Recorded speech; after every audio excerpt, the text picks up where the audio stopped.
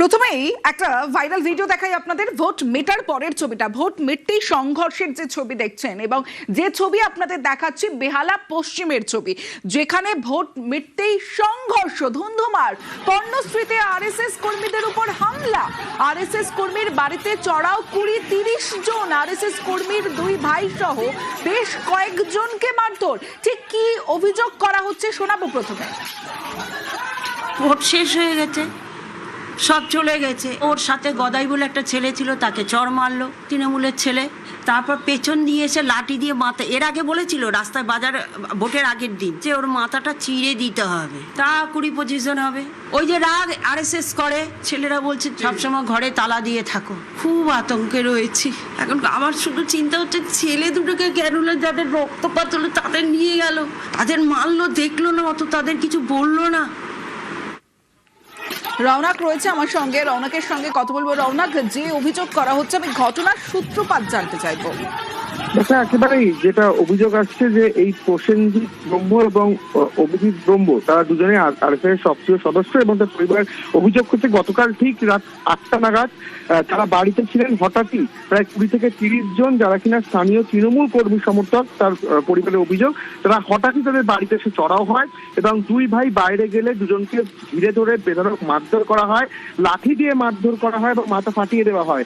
পরবর্তীতে পুলিশ নাকি এই দুজনকেই আটক করে পর্ণশ্রী থানায় নিয়ে যায় এবং তাদের সঙ্গে আরো বেশ কয়েকজন ছিল, তাদেরকে আটক করে নিয়ে যাওয়া হয়। কিন্তু যারা মারধর করেছিল তাদের বিরুদ্ধে কোনো ব্যবস্থা নেওয়া হয়নি। কিন্তু তৃণমূলের তরফ থেকে এই অভিযোগকে কার্যত কিন্তু তারা মানছেন না। তারা বলছেন যে তাদেরকে ফাঁসানো হচ্ছে এবং মিথ্যে কথা বলা হচ্ছে। কারণ কিছুক্ষণ আগেই যখন এই ঘটনা ঘটেছিল তার কিছুক্ষণ আগেই 129 নম্বর ওয়ার্ডে প্রাক্তন কাউন্সিলর তৃণমূল কংগ্রেসে, তাকে এবং তার দলবলের বেশ কয়েকজনকে বেধড়ক মারধর করা এবং সেই অভিযোগের তীর গেছিল বিজেপির দিকেই। তারপরই এই একটা ঘটনা ঘটে, অর্থাৎ তৃণমূল কংগ্রেসের তরফ থেকে যিনি প্রার্থী এখানে রয়েছেন রত্না চ্যাটার্জি, তিনি দাবি করছেন যে তাদের তরফ থেকে এরকম ধরনের ঘটনা ঘটানো হয়নি এবং মিথ্যেভাবে ফাঁসানোর জন্যই তাদের কর্মী সমর্থকদের নাম নেওয়া হচ্ছে।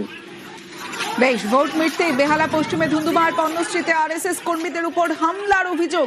আরএসএস কর্মীর বাড়িতে চড়াও 20-30 জন এবং যে সময় এই ঘটনা ঘটে, যে ভাইরাল ভিডিও এই মুহূর্তে দেখাচ্ছি, ঠিক সেই সময় যে ধুন্ধুমার পরিস্থিতি, তুলকালাম পরিস্থিতির সৃষ্টি হয়, ঠিক সেই সময়ের মুহূর্ত। আরএসএস কর্মীর দুই ভাই সহ বেশ কয়েকজনকে মারধরের অভিযোগ তৃণমূলের বিরুদ্ধে। অভিযোগ আরএসএস এর অভিযোগ এমনটাই করছে তৃণমূলের বিরুদ্ধে। যে অভিযোগ রয়েছে, ভোট মিটতেই বেহালা পশ্চিমে ধুন্ধুমার এবং পর্ণশ্রীতে আরএসএস কর্মীদের উপর হামলা, আরএসএস কর্মীর বাড়িতে চড়াও 20-30 জন। ঠিক কি অভিযোগ আরএসএস নেতা জিষ্ণু বসু, তার আগে জানিয়ে রাখি এই মুহূর্তে জয়প্রকাশ মজুমদার আমাদের সঙ্গে রয়েছেন। জয়প্রকাশ বাবু, আপনাকে শোনাবো ঠিক কি অভিযোগ করছেন আরএসএস নেতা। অত্যন্ত হিংসাত্মক ঘটনা।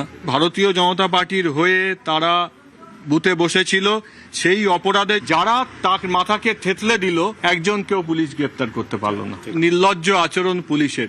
যাদের বাড়িতে এসে আক্রমণ করলো এতজন লোক, সেই ছেলেটিকে নিয়ে গিয়ে সারা রাত লকআপে রেখেছে, তারা হাসপাতালে ভর্তি করেনি। এইটা ভারতবর্ষের গণতান্ত্রিক ব্যবস্থার লজ্জা। জয়প্রকাশ মজুমদার রয়েছেন আমাদের সঙ্গে। জয়প্রকাশ বাবু, আরএসএস এর যে অভিযোগ, যেখানে তাদের কর্মীদের মারধর করা হয়েছে এবং তাদের কর্মী আহত হওয়ার পরও থানায় বসিয়ে রাখা হয়েছে, হাসপাতালে নিয়ে যাওয়া হয়নি, এবং তৃণমূলের বিরুদ্ধে অভিযোগ। দেখুন, জিষ্ণুবাবুকে আমি চিনি এবং শ্রদ্ধাও করি, কিন্তু আমি জিষ্ণুবাবুকে একটা কথা বলি, আপনার অভিযোগ থাকলে প্রথমেই অভিযোগটা করুন নরেন্দ্র মোদী এবং অমিত শাহর বিরুদ্ধে। কারণ ভোটের বাজারে এসে তারা যেসব বাক্য বিনিময় করেছেন, যেসব বার্তা দিয়েছেন, তা বাংলার পরিস্থিতি, বাংলার অবস্থাকে আরো জটিল করেছে। তারা বলেছেন উল্টাকে লটকাকে বিচার করুঙ্গা।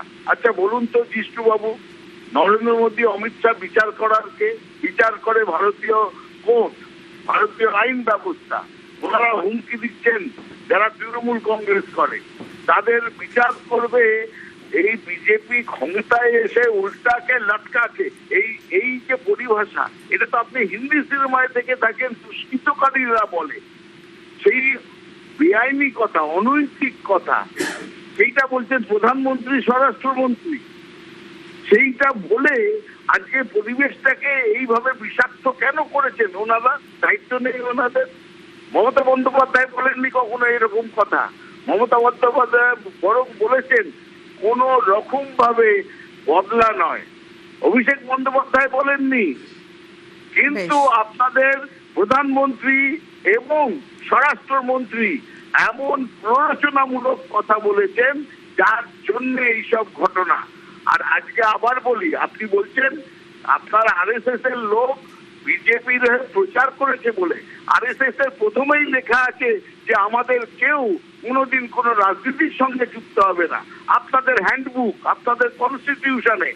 তাহলে তারা বেরিয়ে গিয়ে একটা রাজনৈতিক দলের হয়ে কেন গেল?